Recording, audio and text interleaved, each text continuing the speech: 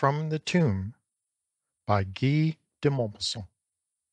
The guests filed slowly into the hotel's great dining hall and took their places. The waiters began to serve them leisurely, to give the tardy ones time to arrive, and to save themselves the bother of bringing back the courses. And the old bathers, the yearly habitués, with whom the season was far advanced, kept a close watch on the door each time it opened, hoping for the coming of new faces. New faces, the single distraction of all pleasure resorts.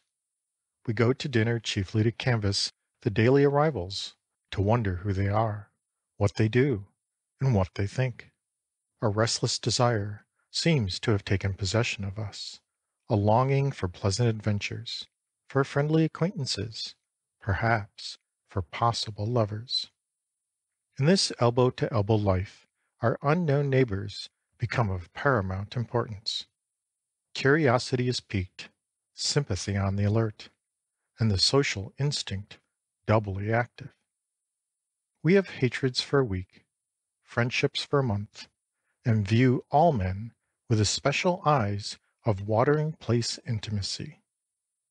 Sometimes, during an hour's chat after dinner, under the trees of the park, where ripples a healing spring, we discover men of superior intellect and surprising merit, and a month later have wholly forgotten these new friends, so charming at first sight. There, too, more especially than elsewhere, serious and lasting ties are formed. We see each other every day. We learn to know each other very soon, and in the affection that springs up so rapidly between us, there is mingled much of the sweet abandon of old and tried intimates. And later on, how tender are the memories, cherished of the first hours of this friendship, of the first communion in which the soul came to light, of the first glances that questioned and responded to the secret thoughts and interrogatories the lips have not dared yet to utter, of the first cordial confidence and delicious sensation of opening one's heart to someone who has seemed to lay bare to you his own. The very dullness of the hours, as it were, the monotony of days all alike, but renders more complete the rapid budding and blooming of friendship's flower. That evening, then, as on every evening, we awaited the appearance of unfamiliar faces. There came only two, but very peculiar ones, those of a man and a woman, father and daughter. They seemed to have stepped from the pages of some weird legend, and yet there was an attraction about them, albeit an unpleasant one, that made me set them down at once as the victims of some fatality. The father was tall, spare, a little bent, with hair blanched white, too white for his still young countenance, and in his manner, and about his person, the sedate austerity of carriage that bespeaks the Puritan. The daughter was, possibly, some 24 or 25 years of age. She was very slight, emaciated, her exceedingly pale countenance bearing a languid, spiritless expression, one of those people whom we sometimes encounter, apparently too weak for the cares and tasks of life, too feeble to move or do the things that we must do every day. Nevertheless, the girl was pretty, with the ethereal beauty of an apparition. It was she, undoubtedly, who came for the benefit of the waters.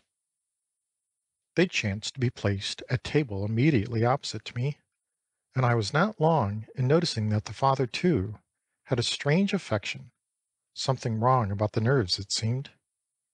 Whenever he was going to reach for anything, his hand, with a jerky twitch, described a sort of fluttering zigzag before he was able to grasp what he was after.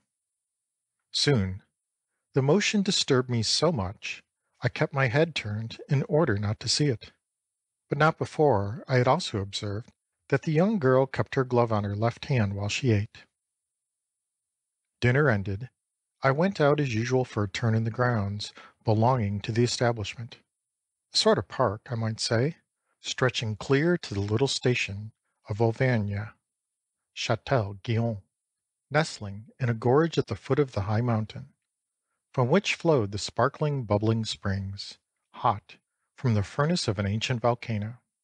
Beyond us there, the domes, small extinct craters, of which Châtel Guyon is the starting point, raised their serrated heads above the long chain, while beyond the domes came two distinct regions, one of them needle-like peaks, the other of bold, precipitous mountains.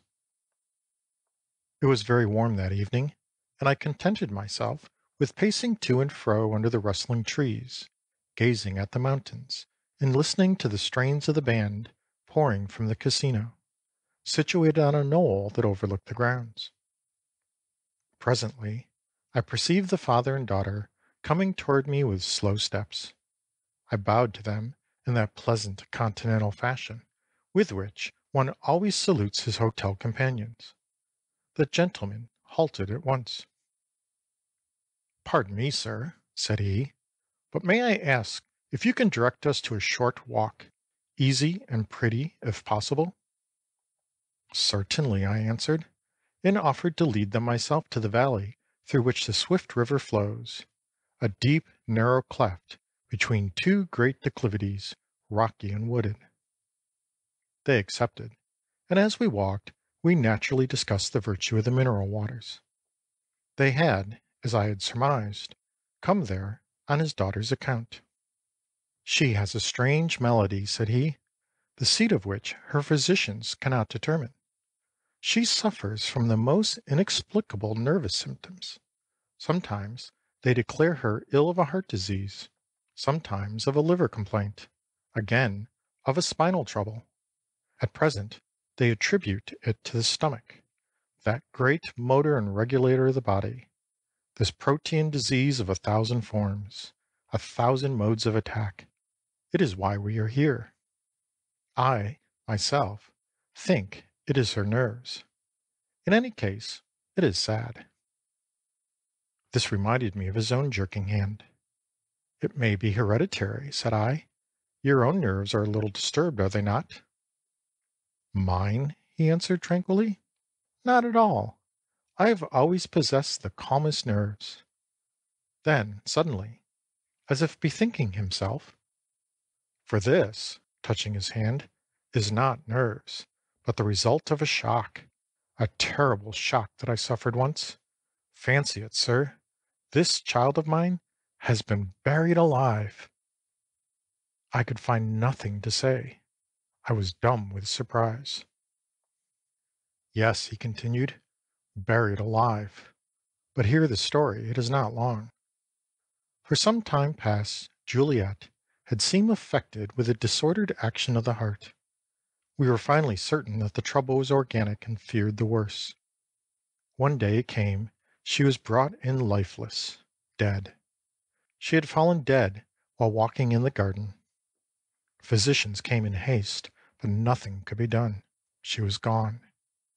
For 2 days and nights I watched beside her myself, and with my own hands placed her in her coffin, which I followed to the cemetery, and saw placed in the family vault. This was in the country, in the province of Lorraine. It had been my wish, too, that she should be buried in her jewels, bracelets, necklace, and rings, all presents that I had given her, and in her first ball dress. You can imagine, sir, the state of my heart in returning home. She was all that I had left. My wife had been dead for many years. I returned, in truth, half mad, shut myself alone in my room, and fell into my chair dazed, unable to move, merely a miserable breathing wreck. Soon my old valet Prosper, who had helped me place Juliet in her coffin and lay her away for her last sleep, came in noiselessly to see if he could not induce me to eat. I shook my head, answering nothing. He persisted. "Monsieur is wrong. This will make him ill. Will monsieur allow me, then, to put him to bed?" "No, no," I answered. "Let me alone." He yielded and withdrew. How many hours passed I do not know. What a night! What a night! It was very cold, My fire of logs had long since burned out in the great fireplace, and the wind, a wintry blast charged with an icy frost, howled and screamed about the house and strained at my windows with a curiously sinister sound. Long hours, I say, rolled by. I sat still where I had fallen, prostrated, overwhelmed, my eyes wide open, but my body strengthless, dead, my soul drowned in despair. Suddenly, the great bell gave a loud peal. I gave such a leap that my chair cracked under me. The slow, solemn sound rang through the empty house. I looked at the clock. It was 2 in the morning. Who could be coming at such an hour? Twice again the bell pulled sharply.